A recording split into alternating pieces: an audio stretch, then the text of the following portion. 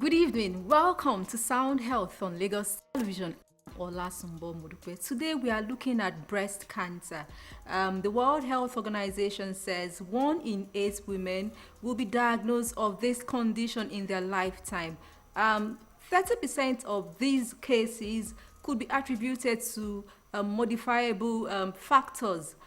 Today on the program, we're taking a look at how to live even after diagnosis of breast cancer. Stay with us. The conversation begins after this break.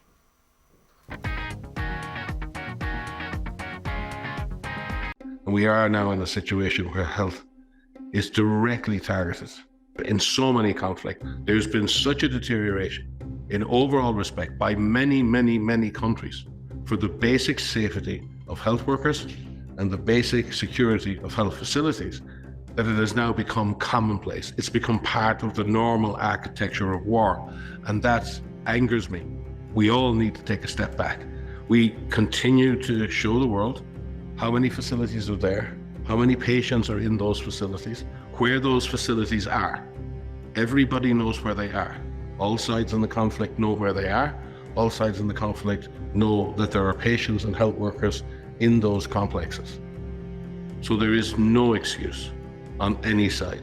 The rules are clear. It is the responsibility of all parties in conflict to directly assure that their conflict and their actions, whether directed at others, do not include or engulf a healthcare facility. They're specifically directed in their plans to identify and avoid such outcomes. So the fact that you didn't mean it or the fact that it was an accident doesn't count. You must guarantee and seek to guarantee that no such outcome can occur. It must stop. It is still Soundhealth on Lagos Television. Join us via Zoom to share experience and how she has been coping after diagnosis of breast cancer is Olushola Akapo. She is a cancer life coach and a stage 3 breast cancer survivor. Good evening, Shola, and thanks for joining us. Good evening. All right, Olushola, thank you so much once again for joining us. I don't even know how to start, but the first question on my mind is, wow, how did this journey start? Did you just wake up to say, I want to start campaigning or advocating for breast cancer? I decided to turn my pain into purpose. Because going through cancer, I know it will owe a lot. And my own journey started during my monthly self-breast examination. So checking yourself every month can never be overemphasized. Because if I didn't check myself that fateful night, probably I will not be here now. So monthly self-examination saved my life. This particular night that you discovered that sign that it could be, were you certain it was breast cancer, or did you just shove it off when you felt that sign? Okay, I do my monthly self-breast examination every month. So that particular night, when I saw the lump in my left armpit, immediately I ran to the bathroom. I did soap ladder just to be sure of what I am feeling. The following morning, very early, I woke up. I went to see my doctor. So when I saw my doctor, it was like probably it might be hormonal imbalance. I should wait to my next period. So my next period came. The lump was still there. So immediately I moved. I went to the hospital. I took out the lump, biopsy, and the whole journey started. Okay, the whole journey started. So, how did you take the news? Because the World Health Organization says 5 out of every 10 women always live in self-denial even after the results of the test. Okay, and at that time, I was still going to dress my surgery site platform, the lumpectomy. So that first day, I just got there. The doctor hugged me. I was like, what's happening? Then he broke the news. Sincerely, I didn't feel bad. I didn't cry. I was emotionless. I'm a makeup artist. I still went back to my studio that day. I took my trainings. I even did pedicure. I didn't call the person. And I went home. When I got home, I just showed my sisters the results. They were like, you couldn't call someone to come and be with you and all that. I was like, Coming won't change anything. They already written what they want to write. And that time, I would always tell people, they said I have cancer. Probably I've seen in denial state. I just say, me, I don't know what they are seeing, but they said I have cancer. But me, I don't have cancer. But I went ahead, I accepted treatment, I did all my treatment, and I'm here today. Okay, for you, was there a pre-existing family history? Could it be, would you say lifestyle? You could have attributed your own case to lifestyle. I won't say, even my siblings will be like, you're the one that's always doing checkup. You have fitness. You always eat. You don't eat. You eat healthy, and it's you that still ended up with cancer. And there's no family history. I'm the first in the whole of my family. My sisters, everybody. I'm the first. Okay, what was life like after diagnosis, treatment, and all that? I was just always on my own because I was just angry at the whole universe that I didn't want to use the word why me. I didn't want to tell God that why me. So I was always on my own. I accepted treatment. I did all my treatment. Then after my treatment, I was like, okay, let me get done and move on with life. And nobody or anything prepared me that life after cancer, things can never be the same. I just have to adjust to my new normal, which took a whole lot. I was actually depressed after my treatment. That was when I found joy in talking to people. Then later on, as time goes on, I became a life cancer coach because I feel talking to people, I feel more fulfilled, and I feel that I'm happy doing it. So why not? Okay, for you, immediately you were diagnosed of cancer, you swung into action, you had your surgery and all that. For some people, even after the result, they go into hiding. Money could be a factor, support system could be a factor, but I wouldn't say you have all what it takes. But how would you advise people, women out there, apart from agreeing to embrace self-examination? Okay, I always encourage people that reach out to me that don't have funds for their treatment. Like me now, I couldn't do it alone. I had to come out publicly to seek for assistance. I had to put out my face there because that was the only option I had to win. But people are afraid to do, more people are afraid to do that because of stigmatization. If people are more kinder to people going through cancer, maybe it would be a lot easier for people to come out to seek for help when they can't do it alone. And my advice to people newly diagnosed, please, I beg you, don't run away from treatment. Accept treatment, speak out, scream, shout, you will get help. Okay, what was funding like? Treatment costs and all that. I know we have some health facilities offering services, breast cancer services. What was funding like? What was access to treatments like? But because it's one thing to live in self-denial, it's another thing to go for the necessary treatment, checkup. It's another thing to get support, not just from your family. When I put out my face, I had to do a flyer to raise funds. My secondary school old girls, they came through for me. My makeup artist community, they came through.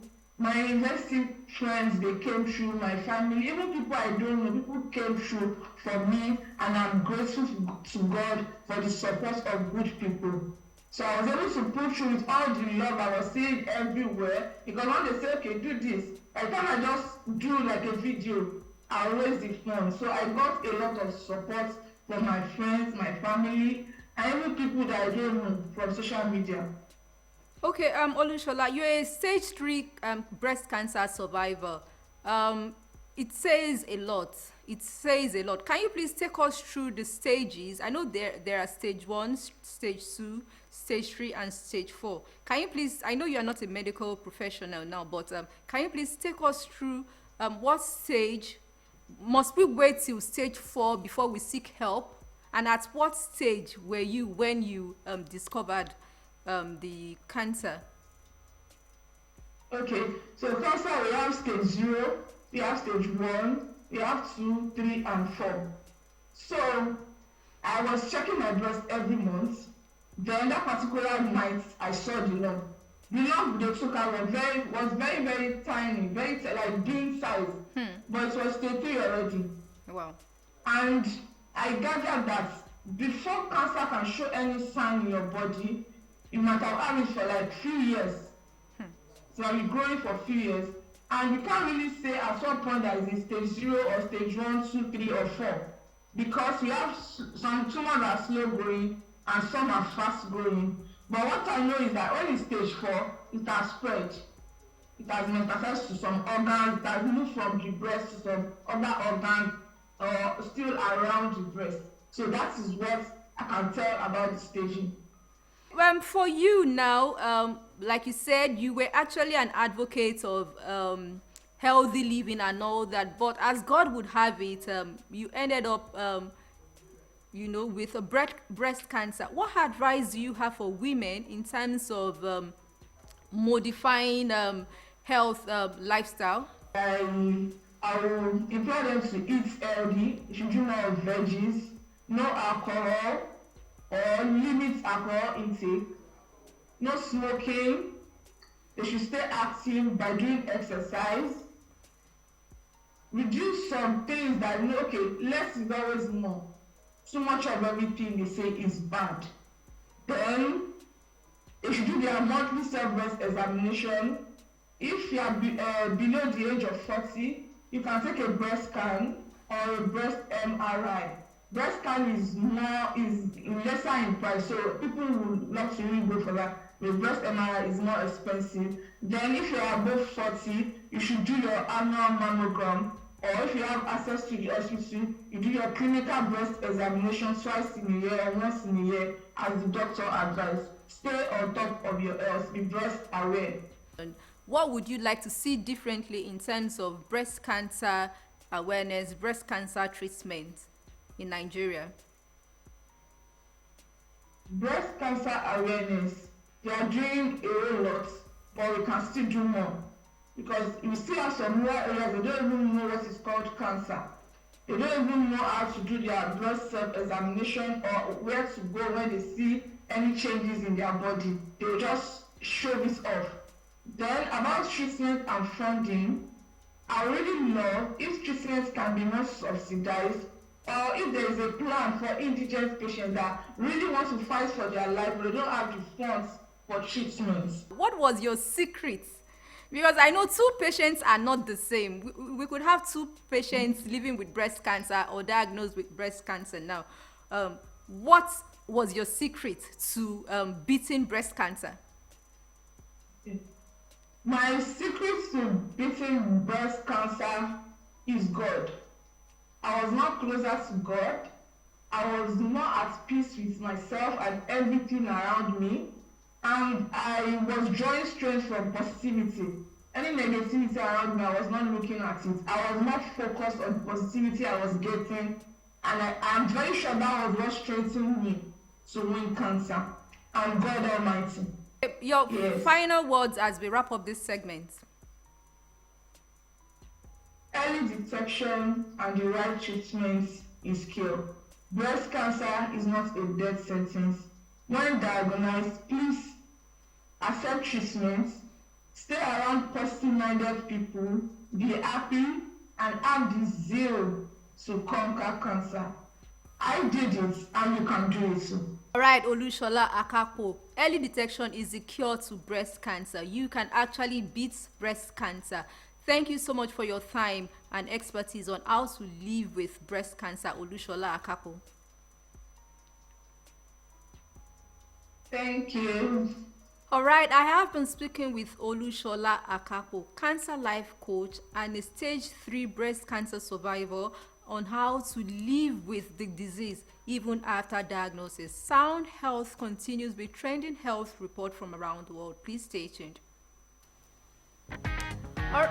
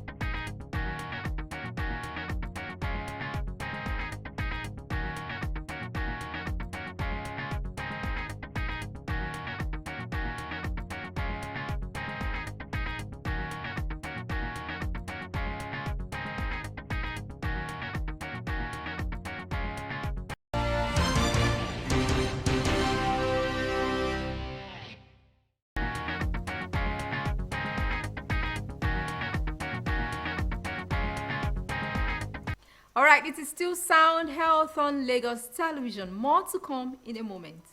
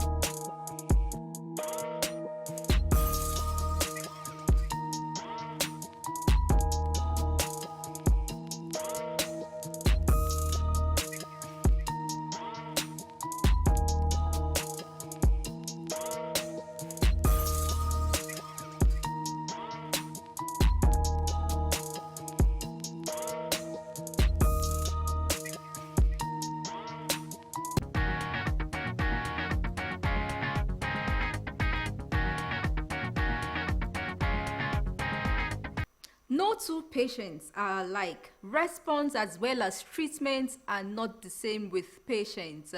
Detection is the only cure to breast cancer. You can actually beat breast cancer. If you have been diagnosed of the disease, stay strong, stay healthy, spread the word. That's the way you can beat the data of breast cancer in Nigeria. For comments and inquiries, or you have questions you would like us to treat, send SMS 300 35826603 or follow us on social media at LTV Social, #SoundHealth. A sound health is a sound mind. Make healthy living your choice.